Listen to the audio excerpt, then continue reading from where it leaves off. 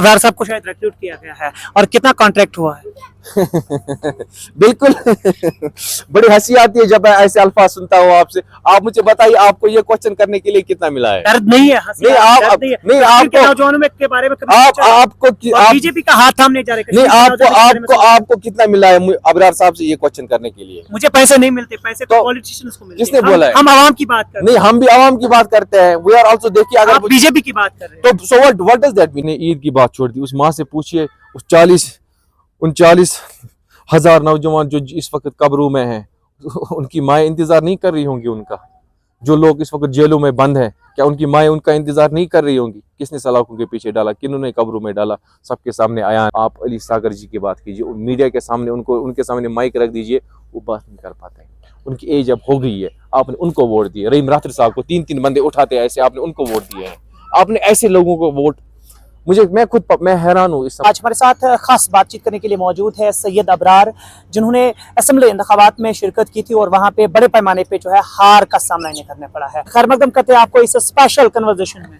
Thank you so much Aamir भाई, thank you. आपसे जानना चाहेंगे, इंडिपेंडेंट कैंडिडेट होके हार मिली, अब कुछ और कहने जा रहे हैं, क्या मौसम की तरह बदलते रहते हो? देखिए, ड्यूरिंग इलेक्शन पीरियड में हर एक गांव में गया, मैंने हर एक विलेज का मैंने विजिट किया। सो मैंने प्रॉब्लम देखी हुई है हर एक गांव की। मैंने बेसिक नेसेसिटीज जो होती है, पानी, पावर, बिजली, ये चीजें जो बेसिक नेसेसिटीज होती है, और मैंने देखा उन सब चीजों से हमारे लोग अभी तक महरूम हैं। और 70 सालों से यहाँ पे नेशनल कॉन्फ्रेंस हुकूमत करती आ रही है, और 70 सालों में आज तक इन चीजों पे गौर खोज नहीं किया गया। So that was the reason I came into the politics as an independent candidate. But right now I am thinking कि मैं ऐसी पार्टी ज्वाइन करूं जो मेरे लोगों के काम करे, जो मेरे लोगों के साथ दो खाना दे। किस पार्टी का नाम बोल रहे हैं? जी, ये तो सबके सामने आया है ना। एक वाहिद ऐसी पार्टी है जो ये पूरे हिंदुस्तान में जो इस वक्त हमारे लोग, आम लोगों के काम करती है, that is Bharatiya Janata party, BJP. कहता हूँ बीजेपी जिंदाबाद, बीजेपी जिंदाबाद, बीजेपी जिंदाबाद। और मैं चाहता हूँ कि अगला सीएम बीजेपी का हो। अगर अगला सीएम बीजेपी का हुआ, जितने भी हमारे बच्चे जेलों में बंद है, जिन पे पीएसए लगे हुए, वो रिवोक हो जाएंगे। और आप देखेंगे डेवलपमेंट के लिहाज से कश्मीर, जितने भी अदर स्टेट है, लाइक दिल्ली है, बेंगलुरु है, हैदराबाद है या चेन्नई है, जितनी भी हाइपर सिटीज है, उनके मुकाबिल हो जाएंगी। अब्रार साहब, आप सिटीज को सजाएंगे, आप उन माँ बाप को देख सकते हैं जिनके नौजवान अभी भी सलाखों के पीछे है, और दिन ईद आने वाली है, लेकिन ईद के दिन भी उनके घर में मातम होता है। आप बीजेपी पार्टी की बात कर रहे हैं, लेकिन उनको सलाखों के पीछे किसने डाला मेरे भाई? उनको सलाखों के पीछे बीजेपी, आपने कहा ना बीजेपी उनके बारे में सोच रही, क्या? नहीं, बीजेपी उनके बारे में नहीं, आपने 2014 से लेकर नहीं, आपने बीजेपी को मौका दिया। आप मौका देखो, आप एक बार मौका तो दे। 11 साल हो चुके। नहीं, बिल्कुल मेरी बात सुनिए। आपने अपने स्टेट में मौका दिया, आपने एक एमएलए को बनाया यहाँ पे बीजेपी का, उसके काबिल ही नहीं है। क्यों नहीं है काबिल? अच्छा, नेशनल कॉन्फ्रेंस की काबिल है। नेशनल कॉन्फ्रेंस ने तो 40,000 नौजवान, मैं सीना ठोके कहता हूँ, मैं किसी से डरता नहीं हूँ। अगर मुझे कल को गोली सीने से इधर गोली खानी पड़ेगी ना, मैं शहीद कहलाऊंगा।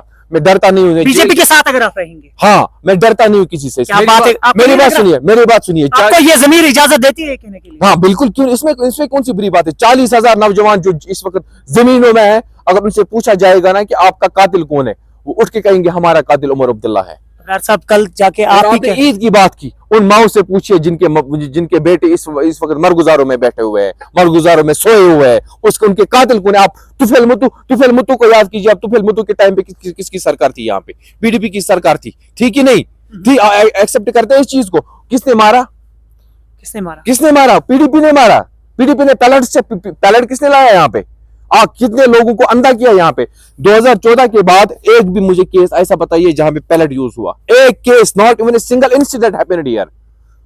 आप क्यों नहीं मानते इन सब चीजों को? और बार-बार आपके नहीं, आपके दिमाग में हमारी शिनाख्त, यहाँ आर्टिकल 370 और 35 क्या होता था? बीजेपी ने अपने नाम कर दिया है जनाब। अच्छा किया, 370 हटा दिया, अच्छा किया। मैं कहता हूँ अच्छा किया। हाँ बिल्कुल अच्छा किया। क्या होता था? ये कश्मीर के लोगों के जमीर के साथ नहीं, ये आपके जहनों में एक जहर भर दिया गया है 370 के नाम के लेके। क्या होता 370 से? एक आम, इससे पहले तो अच्छा खासा नहीं, 2014 से पहले यहाँ 370 था। बताइए क्या फायदा था? एक भी फायदा मुझे आज क्या फायदा है? नहीं, मैं बताता हूँ क्या फायदा। पहले आप मुझे बताइए, एक फायदा बताइए 2014 से पहले क्या था 370 से, फिर मैं बताता हूँ अब क्या फायदा है। अपनी जमीन है, अपनी शिनाख्त है, और जो चाहेंगे वो कर सकते हैं। कल जाके आपका नेबर आपके साथ में कोई ऐसा फर्द आएगा मुझे जो पता है- आपकी प्रॉपर्टी पे कब्जा कर सकता है। आप कहाँ से बिलोंग करते हो खुद? मैं कुंजर से बिलोंग करता कुंजर से बिलोंग करते हो। मुझे बताइए कुंजर से कितने लोग जो यहाँ पे इस समय दुबई में जॉब कर रहे हैं, कितने नौजवान होंगे? हूं। वो वहां के रिहायशी नहीं है। नहीं रिहायशी नहीं है, मैं बतलाऊं यहाँ से कितने लोग जो दुबई जाते हैं जॉब करने के लिए, कितने होंगे? बता रहे होंगे आप हजारों में होंगे। बिल्कुल हजारों में होंगे कि नहीं? बिल्कुल। अगर वहां पे भी यही सिस्टम चला गया होता कि यहाँ पे आप बाहर का नहीं आ सकता, यहाँ पे बाहर वाले को इन्वेस्ट नहीं करने यहाँ देते। तो बाहर के वाले कई सारे डिपार्टमेंट्स में काम कर रहे हैं और उनको कौन कुछ बोल रहा है। नहीं, लेकिन काम- जब जमीन पे कब्जे की बात आई ना, तो कहीं ना कहीं उस चीज से कहीं ना कहीं लोग let me clear you first. 95% of land will be only transferred into the residents of Jammu and Kashmir. यानी कि 95% of land सिर्फ ट्रांसफर होगी किन के दरमियान, जो यहाँ के रेसिडेंट्स है जम्मू कश्मीर के। खाली 5% मेरे भाइयों रखी गई है इंडस्ट्रियल पर्पस के लिए। गुजरात से लाइए, दिल्ली से लाइए, अदर स्टेट से लाइए, चलिए मान के चलिए यूएसए से लाइए, दुबई से लाइए, इन्वेस्टर्स को कम से कम यहाँ पे लाइए। उनको डर रहता है कि कहीं ना कहीं यहाँ पे इनकाउंटर ना हो जाए, डर रहे इन्वेस्ट करने से। लेकिन वजह क्या है? National conference. अदार साहब, आप तो उनके सफू में नहीं है, आपने अभी तक हाथ नहीं थामा, इतने तारीफ क्यों? इतने तारीफ नहीं, मेरा दिली कनेक्शन है बीजेपी के साथ। देखिए मैं इंडिपेंडेंटली लड़ा हूं, मैं मिडिल क्लास फैमिली से बिलोंग करता हूं और मैंने जो हालात देखे हैं मैं वही बयान कर रहा हूं। मेरी आंखों के सामने मैंने आज तक हमेशा दर्द ही देखा है कश्मीरी के दिलों में। मैंने कभी खुशी नहीं देखी यहाँ के लोगों के आंखों में कभी। आपका मतलब सीधे तौर पर यही है कि बीजेपी पार्टी की वजह से यहाँ पे लोगों को खुशी मिलेगी? हाँ, एग्जैक्टली। आप एक बार मौका तो दे। मैं सीना ठोक के कहता हूँ, अगर मैंने बीजेपी ज्वाइन की ना, नेक्स्ट अभी पंचायत इलेक्शन आने वाले हैं ना, आप देखेंगे मैक्सिमम सरपंच, पंच, डीडीसी, बीडीसी वो बीजेपी के होंगे। चैलेंज है, ये मेरा चैलेंज है कैमरा के सामने। अगर और नेक्स्ट टाइम जब असेंबली इलेक्शन होंगे बीजेपी का होगा सीएम। ये मेरा वादा है आपसे, अगर मैंने बीजेपी ज्वाइन किया तो। आप ये वादा करते हैं लोगों के साथ? हाँ बिल्कुल। अगर ऐसा नहीं हुआ तो ये सईद अबरार आपके सामने पॉलिटिक्स से हमेशा के लिए रिजाइन कर देगा। आई विल वादा है। पॉलिटिक्स। ये मेरा वादा है कैमरा के सामने। मैं कैमरा के सामने वादा करता हूँ कि अगर मैंने बीजेपी ज्वाइन की, उसके बाद जो नया सीएम बनेगा that will be from the BJP. BJP क्यों इतनी तारीफ क्यों करे जनाब? अभी तो कश्मीर के बारे में उन्होंने कुछ खास सोचा ही नहीं है। आप इतने ख्वाब कैसे देखते हैं? नहीं, आपको क्या लगता है 2014 से यहाँ पे नहीं, आपको क्या लगता है 2014 जब 2014 के 2000 नहीं, कब से ख्वाब? नहीं 2014 छोड़िए आप, जब से आर्टिकल 372 2019 में छीना गया ना, शायद वही है ना डेट, 2019 ही है ना। तो उसके बाद मुझे बताए 3-4 साल यहाँ पे एलजी एडमिनिस्ट्रेशन की चली, जितनी डेवलपमेंट उन्होंने की मैं देखता हूँ बीइंग एन, आप भी देखिए, आप अपने हाल डेवलपमेंट इतनी है कि बिजली लोगों को, खुद की बिजली लोगों को 10 घंटे भी नहीं होती है, 5 घंटे भी नहीं। अब आपने अच्छा ये आपने अच्छा टॉपिक छेड़ा। आप फारूक शाह साहब से परसों आप शायद आपने क्वेश्चन मत किया होगा या किसी और ने क्वेश्चन मत किया होगा कि आप नए स्मार्ट मीटर्स लगा रहे हो तो क्या फायदा इन स्मार्ट मीटर्स का? तो उनका जवाब क्या था कि हम कैसे, आपने तो बोला था कि आपने उनको पूछा नहीं कि आपने बोला था 200 यूनिट्स हम फ्री देंगे। उनका जवाब क्या था? उन्होंने बोला कि हम कैसे मेजर करेंगे। तो व्हाट डज दैट मीन? जो पुराने मीटर थे वो बेकार थे। किनको दे रहे हैं 200 यूनिट्स बिजली फ्री? इन्होंने बोला था हम राशन फ्री देंगे, किसको दे रहे हैं? इन्होंने बोला था हम गैस सिलेंडर्स फ्री करेंगे, किसको दे रहे हैं? राज साहब मानते हैं कि जो लोगों ने अपने वोट कास्ट किए हैं वो सही नहीं उन्होंने किए? देखिए मेरे भाई, दिल से बोल रहा हूँ, ये नादानी थी हमारे लोगों की, जज्बातों में आ गए हमारे लोग। कश्मीरी लोग ना बड़े जज्बाती है हमारे भाई। मैं आपसे कहता हूँ जज्बात से काम मत लो, होश व हवास से काम लो। आप उस पार्टी को सपोर्ट करो जो आपके काम करेगी, ऐसे जज्बातों में मत आओ। हम 70 सालों से जज्बा हमारे जज्बातों के साथ खेला गया। अगर हम बार बार वही गलती रिपीट करेंगे तो देखिए हम इस समय अगर इस पोजीशन पे और डाउन हो जाएंगे। 5 साल है, क्या लग रहा है इन 5 सालों में क्या क्या देखने को मिल सकता है? मुझे नहीं लगता पहले ये 5 साल ये हुकूमत टिक पाएगी। मुझे नहीं लगता, आई एम श्योर, अब नहीं लगता, मुझे नहीं लगता 5 साल हुकूमत टिक पाएगी। को देखकर ये आप कह रहे हैं? नहीं, मुझे लगता है नेशनल कॉन्फ्रेंस के अंदरूनी हालात जैसे है, जैसे इनके जो एमपी है रूहुल्ला साहब, उनका अंदरूनी मामला जो चल रहा है आपस में, आई डोंट थिंक कि वो कुछ उनकी जो उमरुल्लाह साहब की और उनकी जो आपस में जो वो आइडियोलॉजी है वो मैच कर रही है। एंड आई थिंक मेरा एक ये सजेशन है रूहुल्ला जी से आपके माध्यम से कि दैट आप नेशनल कॉन्फ्रेंस छोड़ दीजिए, अपने एमएलएज को जितने